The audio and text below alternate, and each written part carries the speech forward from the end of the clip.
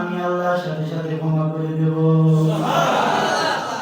আর ওই অবস্থায় যদি মালাকুল মউত যদি তোমার সীমায় এসে দাঁড়ায়, আমি আল্লাহ কুদরতিভাবে তোমার জবানে জারি করে দেব সেই কালিমা লা ইলাহা ইল্লাল্লাহু মুহাম্মাদুর রাসূলুল্লাহ। আল্লাহ, তোমার কাছে আমরা কোটি কোটি টাকা চাই না, রাজপ্রাসাদ চাই না, তোমার কাছে আমরা ধন সম্পদ অর্থ আভিজাত্য কিছু চাই না।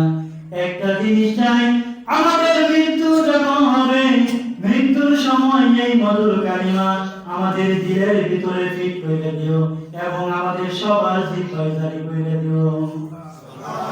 আমিন বলেন, আমিন। আল্লাহ পাক আমাদের এই দোয়াকে কবুল করুন। আমিন। 5 মিনিট কথা বলবেন, হ্যাঁ? যাই হোক, আর দুইটা কথা বলে আমি শেষ করব, পরে 21 বছর মাত্র।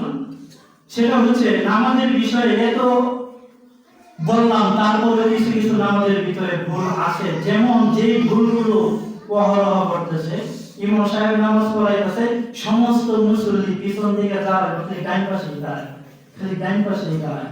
বুঝলাম না, খালি ডাইন পাশেই দাঁড়াইলেন, বাম পাশে গিয়ে দাঁড়াইলেন। আল্লাহ রাসূল বলেন